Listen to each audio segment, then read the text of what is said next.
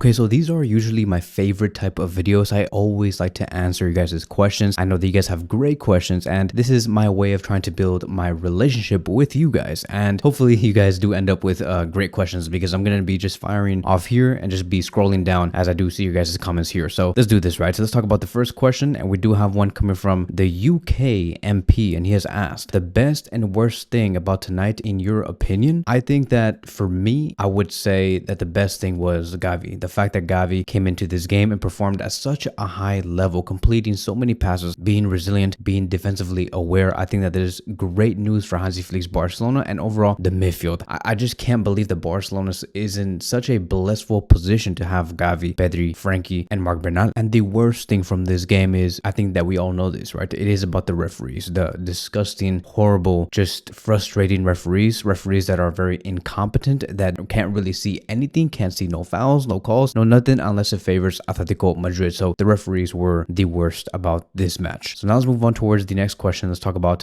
Sonic Boom 726, and he has asked, Pedri has been awful for months. What do you think him not doing enough in big UCL games? He was worse against Atletico Madrid alongside Kun Didi. Because of him losing the possession, Eric got the red card. If we really say Pedri is the best midfielder in the world, then why does he always let the team down in important UCL games? Xavi and Iniesta at his age used to get criticized a lot because not raising the level of team in important games. But yeah, it's true. I think that it is safe to say that Pedri sometimes does underdeliver in big games. However, just because he is underdelivering or just being underwhelming, I'm not going to say that he's horrible, but just been very mid, right? Very medium in big games. It does not mean that we have to let go of Pedri and that we have to sit down Pedri or whatever. I just think that there needs to be more of a competitive competition that is like hitting Pedri. I would say Pedri got into the starting 11 too easy. Ever since he came back in 2020, he has been a undisputed starter, but I think that now it is the first time to safely say that we can have players like Gavi, Frankie, Marc Bernal all take on his position, or maybe even Dani Olmo, and Pedri goes on the bench. There is nothing wrong with having Pedri on the bench only because he has been, I would just say, under-delivering. Okay, like I know that sounds very weird to say because Pedri has always been a undisputed starter, somebody very important for Barcelona, and I know that he is one of the best, most talented midfielders in the world, but if he's going to be performing like this, and especially in big UCL games, then there should be players like Olmo or Gavi or Fermin or whoever's available going over Pedri. And I'm not going to say that because of this route that we're going to be taking doesn't mean that we should sell Pedri, doesn't mean that we should like loan out Pedri. Like, no, I think that Pedri is a Barcelona player and he should be a Barcelona player for years to come. I just think that if we want to raise Pedri's level even higher, there needs to be higher competition. There needs to be players that can say, I can take your position whenever, like your position is not safe in the next game if I do this or if I do that. And it's still very early for Pedri, right? Pedri's only 23 years old, very young. When Xavi and Iniesta were really rising to the top and reaching that peak form back in 2008, 2009, 2010, 11, 12, and so forth, it was when they turned 24, 25 years old. So it's not like Xavi and Iniesta were blossoming and controlling the midfield at the age of 18, 19 years old like Pedri has been doing it. Like, no, Gavi and Bernal, they have all been able to distribute such a great level younger than Xavi and Iniesta. So I think that we have to, in general, always remember that these players started very young, way younger than Xavi and Iniesta, and things just do take time. Okay, like with Pedri, with Fermin, with Gavi, with Frankie, well, not Frankie, but because he's like 28, 29 years old, but like these young players, we gotta give them time. And because they have so much time, I believe that the correct route for the next 2 years should be, we have so many midfielders, no midfielder has a safe spot in the midfield, none. And so that is the way that it should be taken moving forward, because once you get a higher level from them, because of this competitive edge, they will be able to perform in this high, stake type of situations in the Champions League. So let's move on towards the next question, and we have Never Enough 62, and he has asked, what do you think about Olmo's game tonight? I think that Olmo's game was pretty good. Olmo was, I would just say, a 8 out of 10. He provided an assist. Dani Olmo was very much present in the final third, providing those passes. Again, 1 assist. In terms of accurate passes, 46 out of 55, 2 chances created, 1 big chance created, 1 shot was on target, 1 was off target, 1 block shot, 6 defensive contributions. We saw 74 touches, 5 touches in the opposition box, 5 passes in the final third. And all in all, I would say that even for the first leg and the second leg, Dani Olmo was that guy. Like, he was our number 10. Dani Olmo was amazing when Barcelona went down to 10 men in the first leg. He was pressuring, anticipating, stealing the ball away from the opposition, very much going toe-to-toe with Koke and Llorente. And that is unheard of because we have always talked about Dani Olmo and how he's just pure technicality, that he cannot really give much outside of his key passes and all the technique that he does carry. But no, Olmo has shown a different level. So I would say that Dani Olmo was an 8 out of 10, and I'm very happy with his performance, and I want to continue with him him for the next couple of seasons. So let's move on towards Verix Ilati 1505, and he has asked, this isn't even a question, it's just frustration. 15 fouls by Atletico, 0 yellow cards for Atletico, 1 push on Dani Olmo's back inside the box, no penalty, 1 light push on Sorlat's back outside the box, straight red card for Eric Garcia. And yeah, bro, I understand your frustration, and you know, you have every right to feel frustrated. There's a lot of hypocrisy. I think that these refs are hypocrites, especially in UEFA. I would even say even in the league as well. And you know, they see the exact same plays playing out, and they're gonna say, oh yeah, Dani Olmo got pushed, but like no penalty, no foul. But yes,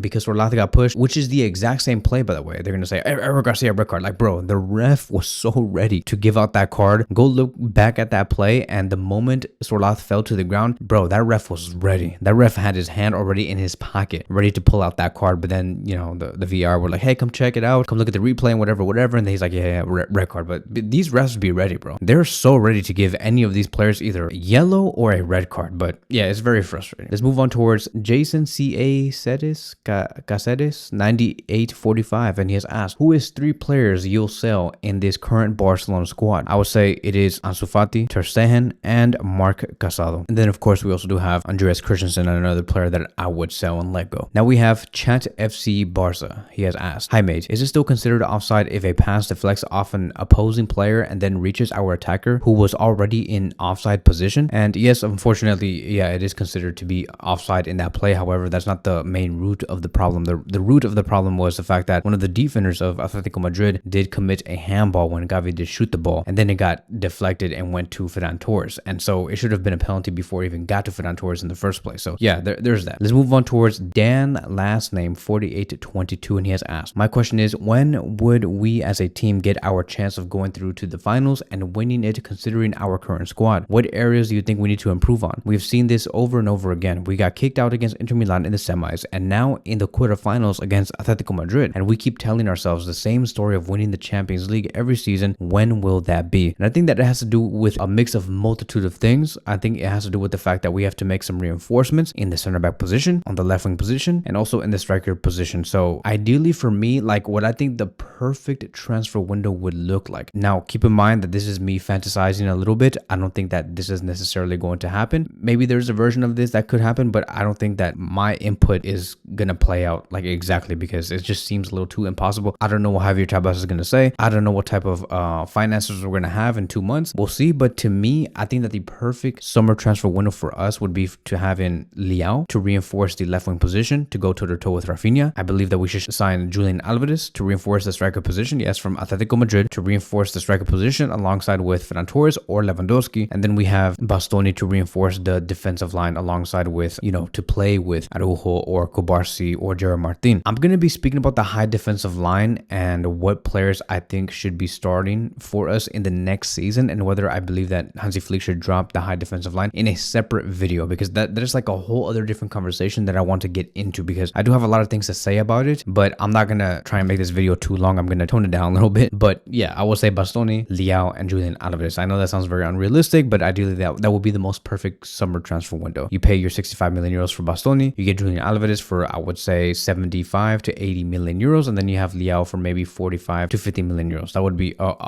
just perfect, chef's kiss. You get those reinforcements, you improve Barcelona, and then from there we also have to pray, right? We have to pray that we have these calls coming from the refs that go our way. We have to get lucky, because clearly you can see that there is a vendetta and agenda against us. UEFA does not like to see Barcelona progress. Like, notice how the moment Barcelona were about to go for the 3-0, I felt like the refs and these people were like shitting themselves. They're like, oh my god, bro, like they could actually score a third goal. Like Firmino almost scored that. We have to find some way to kind of deflect this and make some certain calls that could take down FC Barcelona, which they did successfully, right? They did by just not calling out any fouls by one of the Atletico Madrid players, never giving them a yellow, never nothing, because they really desperately wanted Barcelona to not find the third goal. And so it has to do a mix of multitude things. We have to look at the refs and make sure that they make the correct decisions and be fair, hopefully, and then at the same time reinforce ourselves so we can maybe get into the final of the Champions League and play in the best way possible. And of course, maintain Hansi Flick at Barcelona. Another conversation that I want to have with you guys, because something does get me a little nervous. Okay, I am getting a little nervous about Barcelona's position with Hansi, and I don't know how Hansi Flick views Barcelona's season, because knowing Flick, he is somebody who would take that stance and say, like, I'm not good enough, that I'm not raising Barcelona's level, that this was a step down, and I have to go. I have to pack my bags. And So that gets me nervous. And I think that Joan Laporta has to do a correct job to make sure that Flick is backed. He feels backed. I want Joan Laporta to tell Flick, like, I want you here. We fully trust you. This was a season where, yes, we could have won a little more trophies, but still we trust you and we're going to back you and we're going to sign the players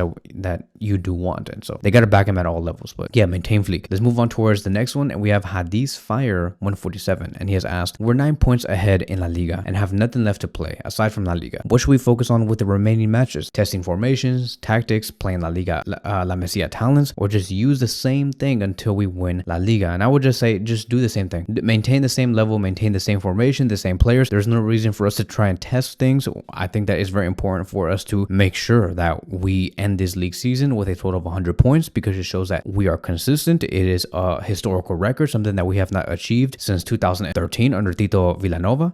Rest in peace to a legend, right? And I think that, yeah, there is no reason for us to test anything. Barcelona have to be very focused on this league and make sure that we end in the best way possible to give Hansi Flick the belief that he can continue moving forward and to give these players more confidence as the season does go by. But here's the thing though. I think that once Barcelona achieve the league win, which I don't know when that will be. Like, I don't know when. And, obviously mathematically it is still, possible that we might lose this, but I'm very sure that they'll win this, but I just don't know when. But when Barcelona do win the league, I know for a fact that from there, whether it's against Real Madrid or whoever, most likely against Real Madrid, we might win La Liga in front of them. I think that from there, that is when we might see some players drop off, only because I think that these players are going to have the World Cup in their minds. So take that into account, because once these players know that the league is finished, we have already won it, we have nothing else to compete for, the players are going to want to take a step down, get some rest, and get ready for the World Cup. And because of that, I believe that Flick is going to be saying, okay, that's fine, you understand, let's just maintain our level here and there. I'll have you maybe for about 20 to 25 minutes, and I'm going to be testing some players here and there, because I understand that you want to get ready for the World Cup and you don't want to get injured in any sort of way. So that is it, right? That is going to be wrapping up today's video and also Q&A. Thank you guys so much for tuning in and taking part of this YouTube channel. And once again, thank you guys, and I'll see you guys in the next one. Peace out.